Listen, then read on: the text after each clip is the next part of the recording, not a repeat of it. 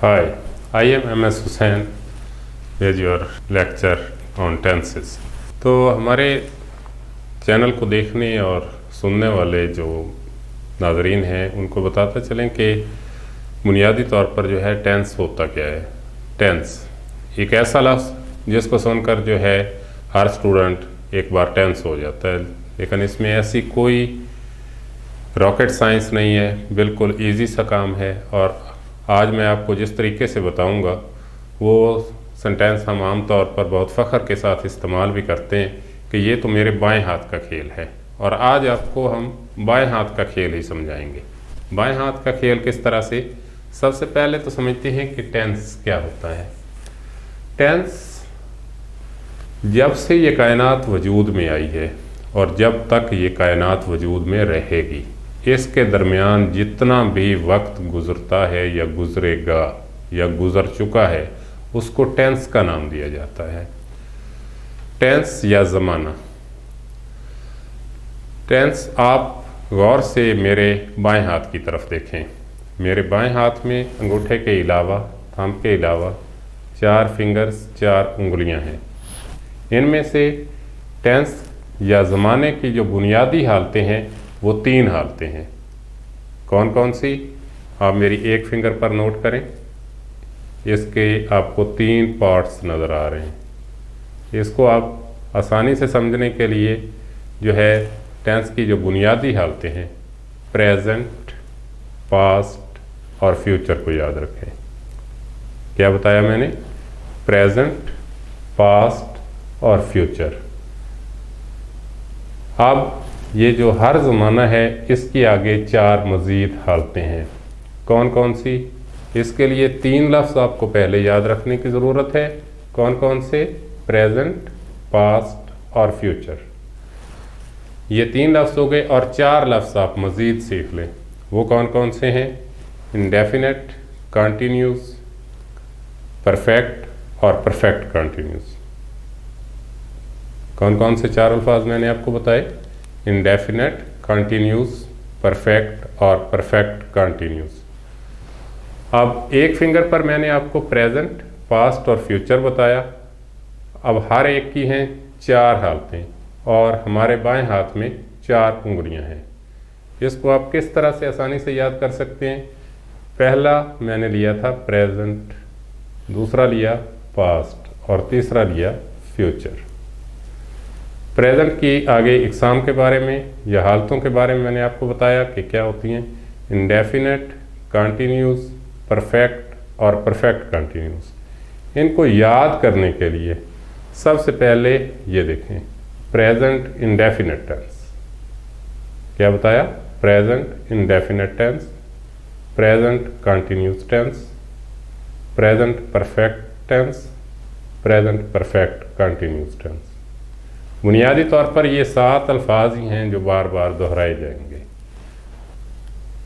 दरमियान वाली लाइन पे आए।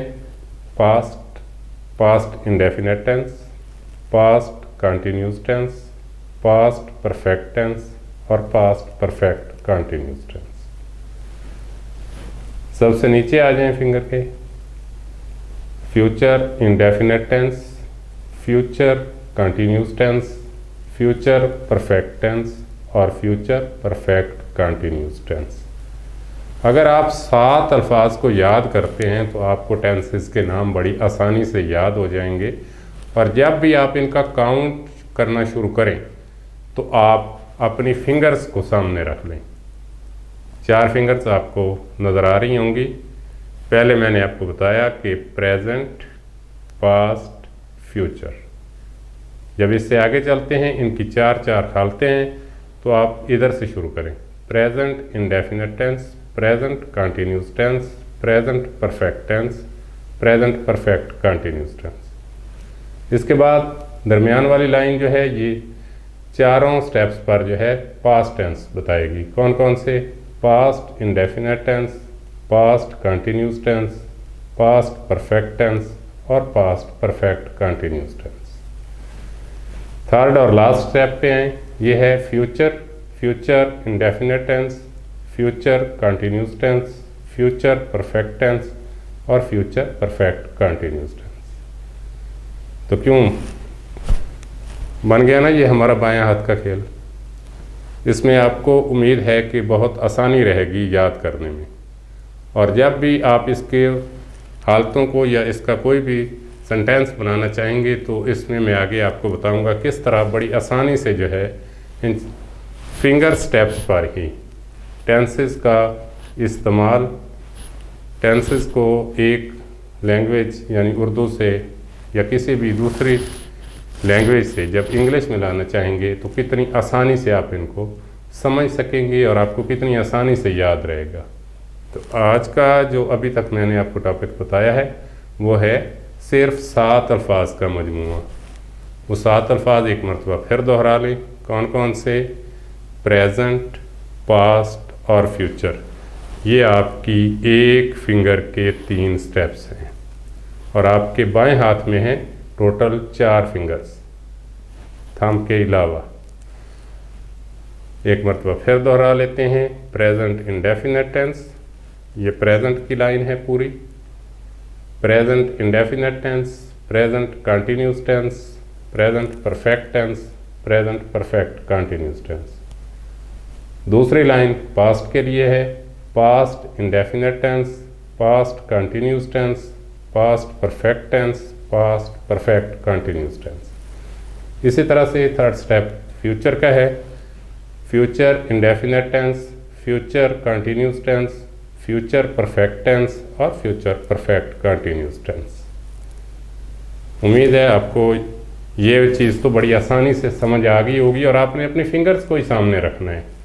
इसमें बिल्कुल कोई हिचकिचाहट की बात नहीं है। ये बातें मैं आपको बार बार दोहराता इसलिए रहूँगा ताकि आपको जहन नशीन रहे और आप जो चीज़ अपने अक्सर किसी चीज़ पर बड़े फ़ख्र से बयान करते हैं कि ये तो मेरे बाएं हाथ का खेल है, और वाकई टेंसेस जो है कोई इतनी मुश्किल चीज़ नहीं है, से आपके बाएं हाथ का ही खेल साबित होगा इंशाअल्लाह। आप मेरी बात को सिर्फ गौर से समझने और सुनने की कोशिश करें। इसके बाद इंशाअल्लाह जितनी देर में आप मेरी बात सुनेंगे तब तक आपको बात भी पूरी तरह समझ आ गई होगी।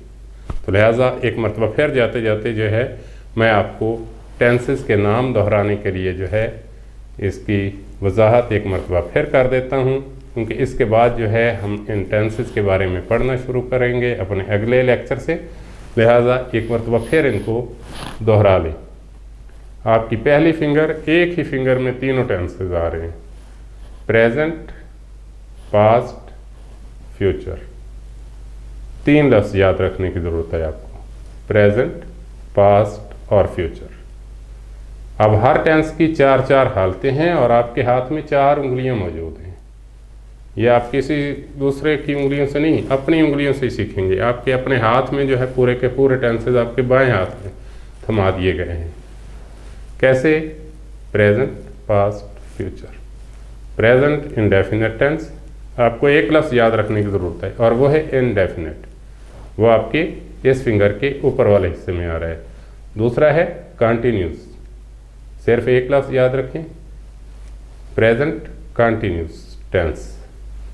परफेक्ट याद रखें, present perfect tense, present perfect continuous tense. दरमियान वाली लाइन, आपकी उंगलियों पर जो निशानात नेचुरली मौजूद हैं उसमें दरमियान वाली लाइन पास्ट को जाहिर करती है। पास्ट में आएगा past indefinite tense, past continuous tense, past perfect tense, past perfect continuous tense. अब सबसे नीचे वाली लाइन फ्यूचर की है। Future indefinite tense, future continuous tense, future perfect tense और फ्यूचर परफेक्ट कंटिन्यूस टेंस। उम्मीद है कि आप मेरी आज की बात को समझ गए होंगे।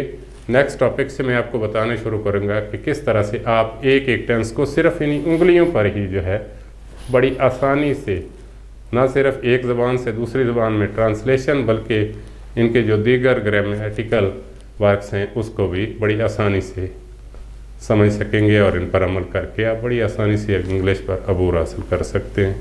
इससे पहले मैंने आपको बताया था टेंस या ज़माने के बारे में, टेंस या ज़माना क्या होता है, और इसके अलावा मैंने आपको एक टिप बताई थी कि आप अपने बाएं हाथ को सामने रखें और टेंसेस के बारे में जानने के लिए आप इनको अपने बाएं हाथ की फिंगर्स पर अज़बर करने की कोशिश करें। ये ज़्यादा मुश्किल काम नहीं है। बुनियादी तौर पर जो टेंस या ज़माना है इसकी 3 हालतें होती हैं। सबसे पहले आप अपनी इस फिंगर पर गौर करें कि प्रेजेंट, पास्ट और फ्यूचर, ये 3 हालतें होती हैं ज़माने की। इसके बाद हर जो ज़माना या टेंस है इसकी 4 बुनियादी किस्में हैं। इनमें सबसे पहले है इंडेफिनेट, कंटिन्यूस, परफेक्ट और परफेक्ट कंटिन्यूस। एक मरतबा फिर अपने बाएं हाथ की उंगलियों को अपने सामने लाएं। ये लाइन आप प्रेजेंट की समझेंगे। दरमियान वाला आपकी फिंगर्स पर जो निशान है इनको आप पास्ट समझेंगे, यानी पास्ट। ये चारों निशानात जो हैं ये पास्ट के ज़माने को, माज़ी के ज़माने को ज़ाहिर करेंगे। जबकि लास्ट वाली जो तीसरी लाइन है ये है फ्यूचर के बारे में, यानी सबसे पहले प्रेजेंट इंडेफिनेट टेंस। और जब आप अपने बाएं हाथ की उंगलियों को देखें तो आपको फौरी तौर पर यह बात समझ आए, आपका गौर इस बात पे हो कि प्रेजेंट की जो 4 इकसाम हैं वो इन फिंगर्स पर मौजूद हैं। इसमें जो सबसे पहली किस्म है वो कहलाती है present indefinite tense. Present indefinite tense या फेल हाल मुतलक क्या होता है, इसको मैं आपको इस अंदाज से बताने की कोशिश करता हूँ कि हर सेंटेंस जो होता है उसकी अपनी एक नेचर या फितरत होती है। जब फेल हाल में किसी भी काम को तवातुर से ज़ाहिर किया जाए तो उसके लिए कहा जाता है कि ये प्रेजेंट इंडेफिनेट टेंस या फेल हाल मुतलक का सेंटेंस, जुमला या फ़िक्रा है।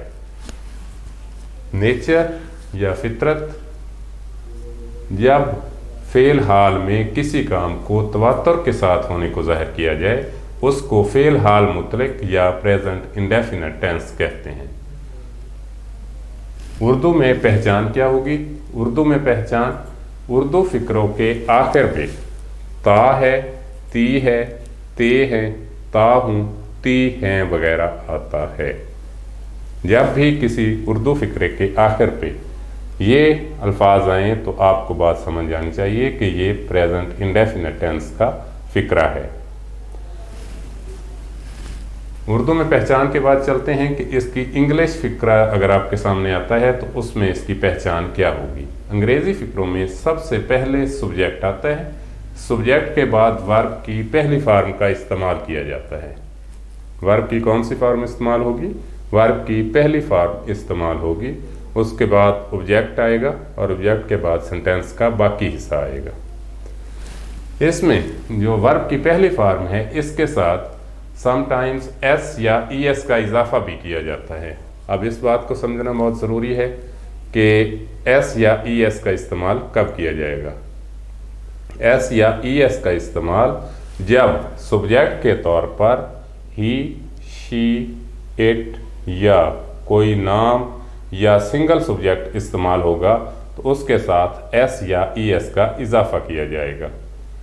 अब हर सेंटेंस जो होगा, जो हर टेंस होगा उसके अंदर पाए जाने वाले सेंटेंस में हेल्पिंग वर्ब्स का इस्तेमाल होता है। हेल्पिंग वर्ब्स का इस्तेमाल किस तरह से होगा? प्रेजेंट इंडेफिनेट टेंस के 2 हेल्पिंग वर्ब हैं। प्रेजेंट इंडेफिनेट टेंस के हेल्पिंग वर्ब्स कौन से हैं? डू और डज। प्रेजेंट इंडेफिनेट टेंस के हेल्पिंग वर्ब्स डू और डज हैं।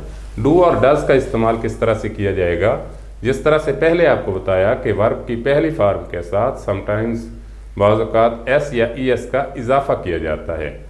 इसी तरह जब सब्जेक्ट के तौर पर ही, शी, इट या कोई नाम या सिंगल सब्जेक्ट इस्तेमाल होगा तो उसके साथ एस या ईएस का इजाफा किया जाता है।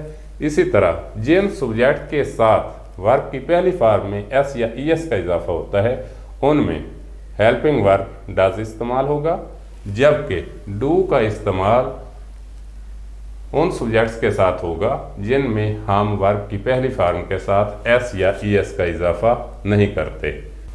इसी तरह हर सेंटेंस जो होता है उसकी पहली जो सादा हालत होती है, दूसरी उसकी नेगेटिव हालत होती है और तीसरी जो है उसकी सवालिया या इस्तिफहामिया हालत होती है, इंटरोगेटिव।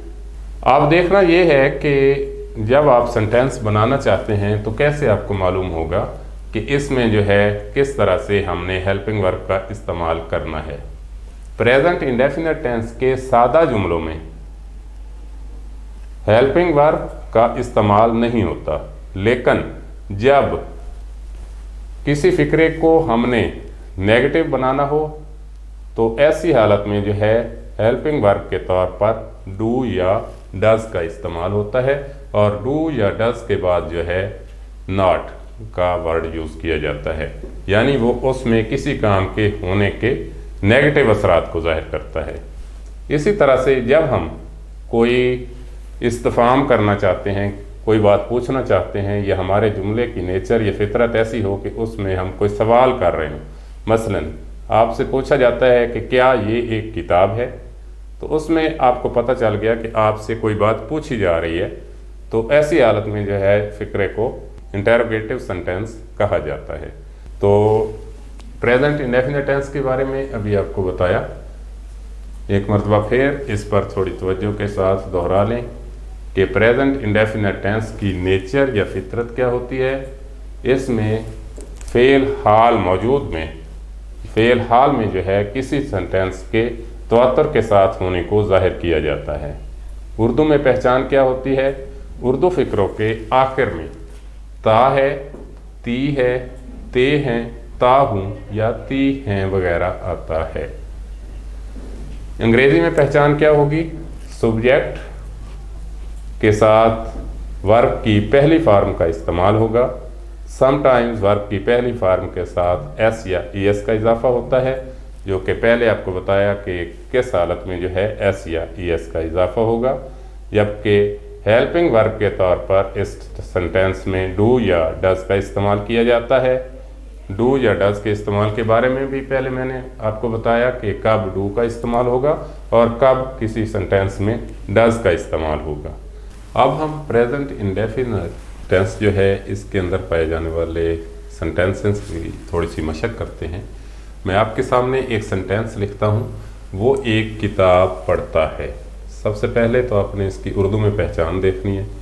आपके सामने लिखा जा रहा है कि वो एक किताब पढ़ता है, तो इसमें उर्दू फिक्रे के आखिर पे ता है आया है, तो आप ये समझ सकते हैं कि ये प्रेजेंट इंडेफिनिट टेंस का सेंटेंस है।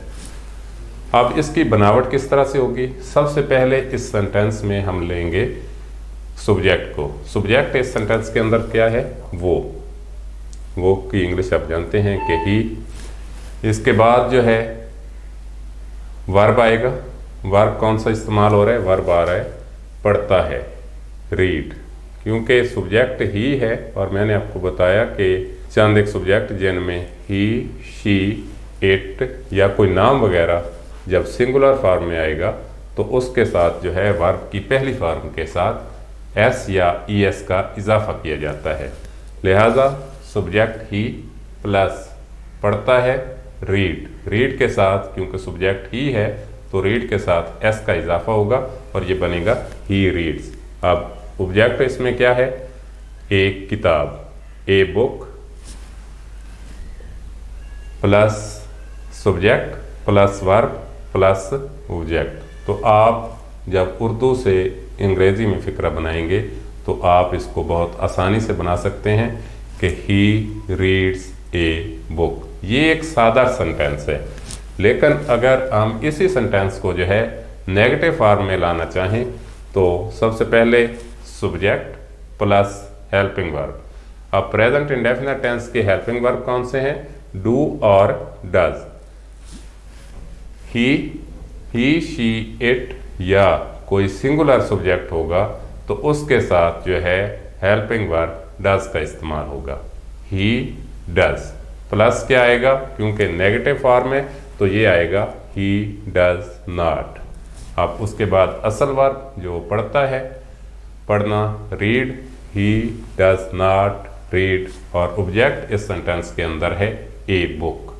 लिहाजा ये पूरा negative sentence he does not read a book. अब इसी सेंटेंस को अगर हम सवालिया बनाना चाहें, इस्तिफामिया या इंटेरोगेटिव बनाना चाहें, तो सबसे पहले आता है हेल्पिंग वर्ब। इस सेंटेंस का हेल्पिंग वर्ब कौन सा है? डज। डज को हम लगाएंगे फिर शुरू में। सबसे पहले शुरू में क्या आएगा? हेल्पिंग वर्ब आएगा। और हेल्पिंग वर्ब इस सेंटेंस का कौन सा है? Does. Does plus subject, subject कौन सा है? ही। डज ही, इसके बाद वर्ब रीड। जब शुरू में डज या डू का इस्तेमाल हो गया है तो फिर हम वर्ब की पहली फॉर्म के साथ एस या ई एस का इजाफा नहीं कर सकते, क्योंकि हमारा जो एस या ई एस की खासियत थी वो डू के साथ ई एस मिलकर डज इस्तेमाल होने से पूरी हो गई है। Does he read. अब ऑब्जेक्ट इस सेंटेंस के अंदर कौन सा है? A book. Does he read a book. सबसे पहले आपको सादा जुमला बताया, ही रीड्स ए बुक, वो एक किताब पढ़ता है। फिर आपको नेगेटिव सेंटेंस बताया कि सबसे पहले सब्जेक्ट प्लस हेल्पिंग वर्ब।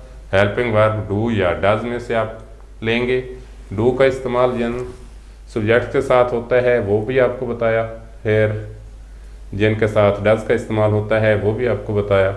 और क्योंकि ये एक नेगेटिव सेंटेंस था इसलिए इसके साथ हेल्पिंग वर्ब के बाद नॉट का यूज़ होगा। नॉट के बाद आएगा असल वर्ब और असल वर्ब के बाद आएगा ऑब्जेक्ट। इसी तरह से इंटेरोगेटिव सेंटेंस में क्या हुआ? सबसे पहले हमने लगाया हेल्पिंग वर्ब डज, फिर लगाया सब्जेक्ट, फिर लगाया असल वर्ब और असल वर्ब के बाद हमने लगाया ऑब्जेक्ट को।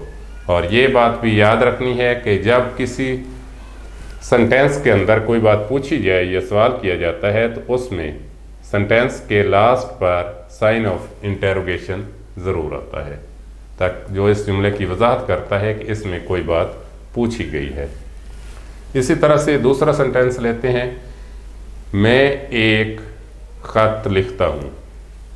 मैं एक ख़त लिखता हूँ, इसमें उर्दू फ़िक्रे के आखिर पे ता हूँ आया है, लिहाजा ये भी आपको पता चल गया कि ये प्रेजेंट इंडेफिनिट टेंस का एक सेंटेंस है। मैं ख़त लिखता हूँ या एक ख़त लिखता हूँ, इसमें सबसे पहले सब्जेक्ट कौन सा आया है? मैं की इंग्लिश आई।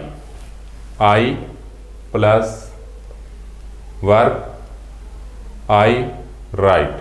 अब देखें राइट के साथ जो है एस या एस का इजाफा नहीं किया गया, क्योंकि जैसा कि आपको पहले बताया कि आई, वोई, दे या जमा इस्म के साथ जो है हेल्प वर्ब के साथ एस या ई एस का इजाफा नहीं किया जाता।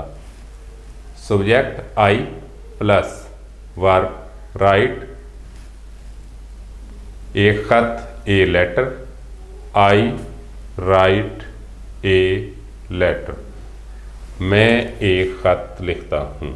इस तरह से आपने प्रेजेंट इंडेफिनिट टेंस का एक सादा सेंटेंस बना लिया है। अब देखते हैं कि सादा सेंटेंस के बाद क्या होता है। जिस तरह से पिछले सेंटेंस में आपको बताया था कि हेल्पिंग वर्ब का इस्तेमाल उस सूरत में होता है जब सेंटेंस के अंदर जो सेंटेंस पाया जा रहा है उसमें किसी बात का नहीं यानी नेगेटिव फॉर्म में इस्तेमाल हो रहा हो या इंटेरोगेटिव फॉर्म में इस्तेमाल हो रहा हो। अब आई, वोई, दे, यू या जमा नाम जब आते हैं तो उनके साथ हेल्पिंग वर्ब इस्तेमाल होता है डू। सब्जेक्ट था हमारे पास आई, हेल्पिंग वर्ब अब हमने लिया डू। क्योंकि सेंटेंस जो है नेगेटिव फॉर्म में है इसलिए आई डू के साथ नॉट का इस्तेमाल होगा और नॉट के बाद ऑब्जेक्ट पाया जाएगा और जुमले का बाकी हिस्सा जो होगा वो लास्ट पे आएगा। अब इसी सेंटेंस को जब हम पूरा लिखते हैं तो I do not write a letter, मैं एक खत नहीं लिखता हूँ, लिहाजा ये प्रेजेंट इंडेफिनिट टेंस की नेगेटिव सेंटेंस की वजाहत है। अब अगर इसी सेंटेंस को हम इस्तिफामिया या इंटेरोगेटिव बनाना चाहेंगे तो हेल्पिंग वर्ब को उठा के फिक्रे के शुरू में ले जाएंगे। कैसे? इस सेंटेंस के अंदर डू का इस्तेमाल किया गया। फिक्रे में जो है सब्जेक्ट आई आया था तो आई से पहले हेल्पिंग वर्ब डू का इस्तेमाल होगा। Do I write a letter, क्या मैं एक ख़त लिखता हूँ। इस तरह से जो सेंटेंसेस की 3 बुनियादी वजाहतें होती हैं, जिनमें एक सादा sentence, number 2 negative sentence, number 3 interrogative sentence. लिहाजा प्रेजेंट इंडेफिनिट टेंस के जब भी आप कोई सेंटेंस बनाएंगे तो उसमें जो है नेगेटिव और इंटेरोगेटिव सेंटेंसेस में डू या डज का इस्तेमाल होगा, जबकि किसी भी सादा फिक्रे में जो है हेल्पिंग वर्ब की ज़रूरत नहीं पड़ती। वो सिर्फ subject plus verb plus object, और अगर जुमले में कोई और हिस्सा बचता है तो उसको सेंटेंस के आखिर पे ले जाएंगे, तो वो हमारा एक सादा फिक्रा बन जाएगा। जबकि जब हम किसी सेंटेंस को, जो कि प्रेजेंट इंडेफिनिट टेंस का सेंटेंस होगा, उसको नेगेटिव फॉर्म में लाएंगे तो फिर हेल्पिंग वर्ब का इस्तेमाल डू या डज के साथ होगा। जबकि जब हम किसी सेंटेंस को सवालिया, इस्तिफामिया या इंटेरोगेटिव बनाना चाहेंगे तो ऐसी सूरत में जो है हेल्पिंग वर्ब को उठाकर सेंटेंस के शुरू में ले जाएंगे और आखिर पर साइन ऑफ इंटेरोगेशन देंगे, तो ये हमारा प्रेजेंट इंडेफिनिट टेंस का एक सेंटेंस बन जाएगा। जी, तो अभी आपको बताया गया प्रेजेंट इंडेफिनिट टेंस के बारे में। हमारा नेक्स्ट टेंस जो है वो है प्रेजेंट कंटिन्यूस टेंस। कौन सा? Present continuous tense. Present continuous या फेल हाल जारी। प्रेजेंट कंटिन्यूस टेंस एक ऐसा टेंस होता है जिसमें पाया जाने वाला सेंटेंस किसी काम के मौजूदा ज़माने में जारी रहने को जाहिर करता है। इसकी नेचर या फितरत क्या होगी? जिस सेंटेंस में किसी काम के मौजूदा ज़माने में जारी रहने को जाहिर किया जाए वो प्रेजेंट कंटिन्यूस टेंस का सेंटेंस होता है। इसी तरह इसकी उर्दू में पहचान क्या होती है? उर्दू फ़िक्रों के आखिर पे रहा है, रही है, रहे हैं, रहा हूँ, रही हैं वगैरह आता है। जब भी किसी उर्दू फ़िक्रे के सेंटेंस पर इन अल्फाज में से कोई आएगा तो आपको समझ आ जानी चाहिए कि ये प्रेजेंट कंटिन्यूस टेंस का एक सेंटेंस है। इसी तरह से अंग्रेज़ी में इसकी पहचान क्या होगी?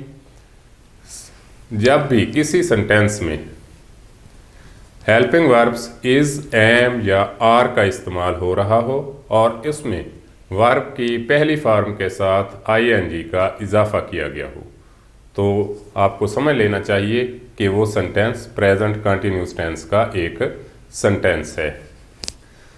जी, तो अंग्रेज़ी में पहचान के बाद जो है, अब आप इसको मिसाल इस तरह से ले सकते हैं कि आपके पास एक सेंटेंस आता है कि मैं एक ख़त लिख रहा हूँ। मैं एक ख़त लिख रहा हूँ। जब ये आपके सामने लिखा हुआ आएगा तो आपको ये बात समझ में आ जाएगी कि उर्दू फ़िक्रे के आखिर पे चूँकि रहा हूँ आया है, तो इसलिए ये प्रेजेंट कंटिन्यूस टेंस का एक सेंटेंस है। इसकी बनावट किस तरह से होगी? हमेशा की तरह सबसे पहले सब्जेक्ट, सब्जेक्ट के बाद हेल्पिंग वर्ब। हेल्पिंग वर्ब्स कौन कौन से इस्तेमाल होते हैं? Is, M, are. वाहिद के साथ इसका इस्तेमाल होता है और जमा के साथ आर का इस्तेमाल होता है। लेकिन आई एक ऐसा सब्जेक्ट है जिसके साथ हमेशा एम का वर्ड यूज़ होता है और एम इसके अलावा किसी दूसरे सब्जेक्ट के साथ इस्तेमाल नहीं होता। हमारा सेंटेंस क्या था कि मैं एक ख़त लिख रहा हूँ। तो सबसे पहले इस सेंटेंस के अंदर सब्जेक्ट क्या है? मैं की इंग्लिश आई। अब आई के साथ हेल्पिंग वर्ब कौन सा इस्तेमाल होगा? एम। I am. और असल वर्ब क्या है? राइटिंग, लिखना। राइट पहली फॉर्म है और पहली फॉर्म के साथ जो है हमेशा जब प्रेजेंट कंटिन्यूस टेंस का सेंटेंस होगा तो उसमें वर्ब की पहली फॉर्म के साथ आईएनजी का इजाफा किया जाएगा। तो ये क्या बन जाएगा? I am writing a letter. लिहाजा ये आपका एक प्रेजेंट कंटिन्यूस टेंस का एक सेंटेंस है। इसी तरह से आप एक और सेंटेंस ले सकते हैं कि वो एक किताब पढ़ रहा है। इसमें रहा है से उर्दू में इसकी पहचान हमें मिल गई कि ये प्रेजेंट कंटिन्यूस टेंस का सेंटेंस है। और इसको बनाया कैसे जाएगा? सबसे पहले सब्जेक्ट, सब्जेक्ट के साथ हेल्पिंग वर्ब का इस्तेमाल। ही चूँकि वाहिद है तो ही के साथ आपको बताया है कि प्रेजेंट कंटिन्यूस टेंस में हेल्पिंग वर्ब इज़ इस्तेमाल होगा, क्योंकि वाहिद के साथ हमेशा इसका इस्तेमाल होता है और जमा के साथ आर का इस्तेमाल होता है। ही चूँकि वाहिद है तो ही इज़ और असल वर्ब क्या है इसमें? Read, read, red, read, reading. और वर्ब की पहली फॉर्म रीड के साथ ING का इजाफा हुआ, तो he is reading a book, जो आपका ऑब्जेक्ट है वो लास्ट पे आ गया। और इस तरह से आप प्रेजेंट कंटिन्यूस टेंस का एक सादा सेंटेंस बना सकते हैं। इसके बाद आता है जब आपने प्रेजेंट कंटिन्यूस टेंस का सादा सेंटेंस बनाना है तो वो कैसे बनेगा? जिस तरह से प्रेजेंट इंडेफिनिट टेंस में आपको बताया था कि हेल्पिंग वर्ब के बाद नॉट का इस्तेमाल करने से वो एक नेगेटिव सेंटेंस में तब्दील हो जाता है। मैं एक ख़त लिख रहा हूँ, इसी को जब हमने तब्दील किया है नेगेटिव फॉर्म में तो यह क्या बन गया? I am not writing a letter. तो आपको पता चल गया कि हेल्पिंग वर्ब के फौरी बाद नॉट का इस्तेमाल करने से वो नेगेटिव फॉर्म में तब्दील हो जाता है। इसी तरह से जब आपने इसका इस्तिफामिया या सवालिया या इंटेरोगेटिव सेंटेंस बनाना है तो ऐसी सूरत में आप हेल्पिंग वर्ब को उठाकर सेंटेंस के शुरू में ले जाएंगे। आपका बुनियादी सेंटेंस क्या था? मैं एक ख़त लिख रहा हूँ। अब इसी को जब आपने इंटेरोगेटिव फॉर्म में लाए हैं तो इसको उर्दू में इस तरह कह सकते हैं कि क्या मैं एक ख़त लिख रहा हूँ। तो ऐसी सूरत में हेल्पिंग वर्ब को उठा के सेंटेंस के शुरू में ले जाएंगे, एम, उसके बाद सब्जेक्ट आई, उसके बाद वर्ब की ING वाली form, am I writing a letter, और लास्ट पे कभी भी जब इंटेरोगेटिव सेंटेंसेस हों तो साइन ऑफ इंटेरोगेशन वाली निशान देना मत भूलें। तो ये आपका सेंटेंस क्या बन गया? Am I writing a letter. इसी तरह से दूसरा सेंटेंस हमने मिसाल के तौर पर लिया था कि वो एक किताब पढ़ रहा है। इसी को जब आपने इंटेरोगेटिव फॉर्म में तब्दील करना है तो ऐसी सूरत में क्या करेंगे? ऐसी सूरत में is he reading a book, क्या वो एक किताब पढ़ रहा है? तो आप इस सेंटेंस से जो है प्रेजेंट कंटिन्यूस टेंस का एक इंटेरोगेटिव सेंटेंस बना सकते हैं।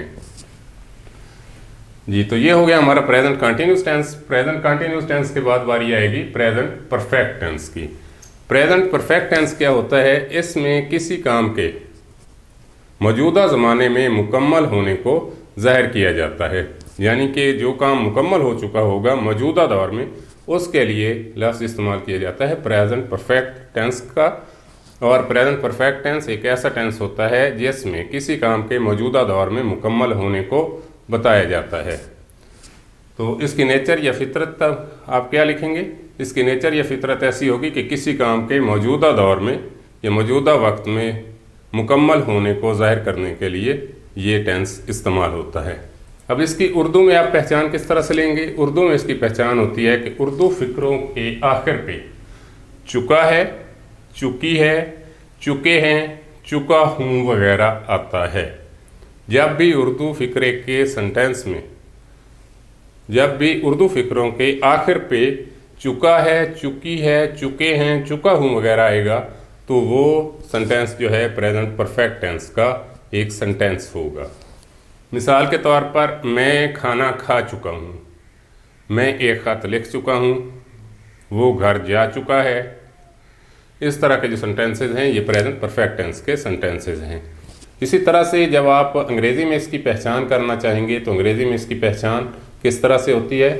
इसमें प्रेजेंट परफेक्ट टेंस में हेल्पिंग वर्ब हैज़ या हैव का इस्तेमाल होता है। ही, शी, इट या किसी वाहिद नाम के साथ हैज़ का इस्तेमाल किया जाता है, जबकि हैव का इस्तेमाल जो है आई, वुई, दे, यू या जमा नाम के साथ किया जाता है। और इसकी दूसरी खासियत या पहचान ये होती है कि इसमें वर्ब की तीसरी फॉर्म का इस्तेमाल होता है। इसमें वर्ब की कौन सी फॉर्म का इस्तेमाल होता है? वर्ब की तीसरी फॉर्म का इस्तेमाल होता है। लिहाजा अंग्रेज़ी सेंटेंस में इसकी दो निशानियां आपने याद रखनी है। पहली बात ये कि हेल्पिंग वर्ब हैज़ या हैव का इस्तेमाल हो रहा हो और साथ में वर्ब की तीसरी फॉर्म इस्तेमाल हो रही हो। मिसाल के तौर पर मैं आपके सामने एक सेंटेंस बोलता हूँ या लिखता हूँ कि मैं खाना खा चुका हूँ। मैं खाना खा चुका हूँ, इसमें उर्दू में पहचान आपकी आ गई कि चुका हूँ, लिहाजा ये मौजूदा ज़माने में किसी काम को मुकम्मल ज़ाहिर कर रहा है। और इसकी पहचान यह है कि चुका हूँ आखिर में आया है, तो लिहाजा ये प्रेजेंट परफेक्ट टेंस का एक सेंटेंस है। अब जब आपने इसकी इंग्लिश बनानी है तो ये किस तरह से बनेगी कि इसमें सबसे पहले आप हर सेंटेंस की तरह इसके सब्जेक्ट को लेंगे, मैं की इंग्लिश आई, आई और साथ में लगेगा हेल्पिंग वर्ब। हेल्पिंग वर्ब कौन सा आता है इसमें? आई, वुई, दे, यू या जमा नाम के साथ हैव का इस्तेमाल होता है, इसलिए आई के साथ हम लगाएंगे हैव। I have. इसके बाद third form of the verb, verb की तीसरी फॉर्म जो कि है eat, ate, eaten. I have eaten और लास्ट पे जो है ऑब्जेक्ट आ गया, I have eaten I have eaten food. लिहाजा ये एक प्रेजेंट परफेक्ट टेंस का एक सेंटेंस है। जब आप प्रेजेंट परफेक्ट टेंस के सेंटेंस को एक सादा सेंटेंस से नेगेटिव सेंटेंस में तब्दील करेंगे तो इसमें बहुत सिंपल सी बात है कि हेल्पिंग वर्ब के बाद आप नॉट का यूज़ करेंगे। हेल्पिंग वर्ब के बाद नॉट का यूज़ करने से आप प्रेजेंट परफेक्ट टेंस का जो है एक सेंटेंस बना सकेंगे। पहले सेंटेंस था आपके पास आई हैव ईटन फूड, अब बन गया I have not eaten food. इसी तरह जब आप प्रेजेंट परफेक्ट टेंस का कोई इस्फामिया या सवालिया सेंटेंस बनाएंगे तो ऐसी सूरत में हेल्पिंग वर्ब को उठाकर सेंटेंस के शुरू में ले जाएंगे और ये क्या बन जाएगा? Have I eaten food. और लास्ट पे साइन ऑफ इंटरोगेशन इस फिक्रे की नेचर को वाज़ेह करेगा। प्रेजेंट परफेक्ट टेंस के बाद बारी आती है प्रेजेंट परफेक्ट कंटिन्यूस टेंस की। फेल, हाल, मुकम्मल, जारी। इसकी नेचर या फितरत क्या होती है कि इसमें किसी काम के मौजूदा ज़माने में मुकम्मल होने के साथ साथ जारी रहने को भी ज़ाहिर किया जाता है। मसलन किसी काम के मुतल्लिक़ हम ये कहते हैं कि मैं हर रोज़ स्कूल जाता रहा हूँ, तो लिहाजा इसमें जो है एक तरफ काम मुकम्मल है और दूसरी तरफ जो है ये अपनी तरफ एक जारी रहने के अमल को भी ज़ाहिर कर रहा है। इसी तरह से कुछ सेंटेंसेस इस तरह भी बोले जाते हैं कि मैं कहता हूँ कि हम किताबें पढ़ते रहे हैं, तो इसमें भी एक तरफ काम मुकम्मल है और दूसरी तरफ जारी भी है। लिहाजा प्रेजेंट परफेक्ट टेंस की फितरत या नेचर ऐसे होगी। उर्दू में पहचान, प्रेजेंट परफेक्ट टेंसेस की उर्दू में पहचान के लिए उर्दू फिक्रों के आखिर पे ता रहा हूँ, ती रही है, ता रहा हूँ, ते रहे हैं या ती रही हैं वगैरह आता है। इसी तरह से अंग्रेज़ी में इनकी पहचान क्या होती है? प्रेजेंट परफेक्ट टेंस में आपको बताया था कि इनके हेल्पिंग वर्ब्स होते हैं हैज़ और हैव। जो प्रेजेंट परफेक्ट कंटिन्यूस टेंस है इसमें हेल्पिंग वर्ब हैज़ या हैव के साथ बिन का इजाफा किया जाता है। अंग्रेज़ी में पहचान जाननी हो तो उसके लिए जब हेल्पिंग वर्ब हैज़ बिन या हैव बिन का इस्तेमाल हो रहा हो और साथ में वर्ब की चौथी फॉर्म यानी फर्स्ट फॉर्म प्लस आईएनजी का इजाफा किया गया हो, तो ऐसी सूरत में जो है वो टेंस प्रेजेंट परफेक्ट टेंस का एक सेंटेंस कहलाएगा। मिसाल के तौर पर अब हम इनकी बनावट देखते हैं। बनावट के लिए क्या है कि आपके सामने एक सेंटेंस आया है कि हम स्कूल जाते रहे हैं, तो ते रहे हैं जो है आपकी उर्दू में इसकी पहचान बता रहा है। और जब आपने इसी सेंटेंस को उर्दू से इंग्लिश में तब्दील करना है तो आप क्या करेंगे? हमेशा की तरह सबसे पहले सब्जेक्ट को लेंगे, सब्जेक्ट के बाद helping verb. Present perfect continuous tense के हेल्पिंग वर्ब हैज़ बिन या हैव बिन होता है, प्लस आप इसकी वर्ब को लेंगे और वर्ब के बाद आएगा ऑब्जेक्ट। लिहाजा ये आपका एक प्रेजेंट परफेक्ट कंटिन्यूस टेंस का उर्दू से इंग्लिश में तब्दील करने का तरीका है। मिसाल के तौर पर हम एक सेंटेंस लेते हैं कि हम किताबें पढ़ते रहे हैं, तो इसको जब आप उर्दू से इंग्लिश में लाएंगे तो क्या करेंगे? सबसे पहले जो है आप इस सेंटेंस का सब्जेक्ट सेलेक्ट करेंगे, हम वही के साथ हेल्पिंग वर्ब कौन सा यूज़ होगा? हैज़ या हैव और इसके साथ बिन का इजाफा, वही हैव बिन। और पढ़ना जो है असल वर्ब है इसके साथ, तो रीड की आईएनजी वाली फॉर्म यूज़ होगी, तो वही हैव बिन रीडिंग बुक्स। लिहाजा ये आपका प्रेजेंट परफेक्ट कंटिन्यूस टेंस का एक सेंटेंस बन गया है। जिस तरह से पिछले प्रेजेंट परफेक्ट टेंस में आपको बताया था कि हैज़ या हैव के बाद जो है नॉट लगाने से जो है प्रेजेंट परफेक्ट टेंस का एक सेंटेंस बन जाता है, नेगेटिव सेंटेंस बन जाता है। इसी तरह जब आपने प्रेजेंट परफेक्ट कंटिन्यूस टेंस का एक सेंटेंस बनाना है तो हैज़ या हैव के बाद नॉट लगेगा और नॉट के बाद आप बिन का इजाफा करेंगे। बिन आपको पता है कि हैज़ बिन या हैव बिन जो है प्रेजेंट परफेक्ट कंटिन्यूस टेंस के हेल्पिंग वर्ब्स हैं, तो लिहाजा आपका सेंटेंस क्या था, वी हैव नॉट बिन, ये आपका हेल्पिंग वर्ब मुकम्मल हो गया और इसमें नेगेटिव फॉर्म भी आ गई प्लस असल वर्ब रीडिंग बुक्स, और बुक्स आपका ऑब्जेक्ट है। अगर सेंटेंस में इसके अलावा भी कोई बात की जाती है तो उसको आप ऑब्जेक्ट के बाद ले जाएंगे। इसी तरह से एक और सेंटेंस हम बनाते हैं, वो क्या है कि हम क्रिकेट खेलते रहे हैं, हम क्रिकेट खेलते रहे हैं। तो ऐसी सूरत में जो है इसका फार्मूला क्या है कि सबसे पहले सब्जेक्ट, सब्जेक्ट के बाद हेल्पिंग वर्ब, हेल्पिंग वर्ब के बाद असल वर्ब, असल वर्ब के पास बाद ऑब्जेक्ट। लिहाजा हम क्रिकेट खेलते रहे हैं, जब आप इसको उर्दू से इंग्लिश में लाएंगे तो subject we, helping verb have, इसके बाद बिन, वी हैव बिन, और वर्ब की आईएनजी वाली फॉर्म यूज़ होगी, we have been playing cricket. इस तरह से आपको पता चल गया कि आप किस तरह से प्रेजेंट परफेक्ट कंटिन्यूस टेंस के सेंटेंसेस बना सकते हैं।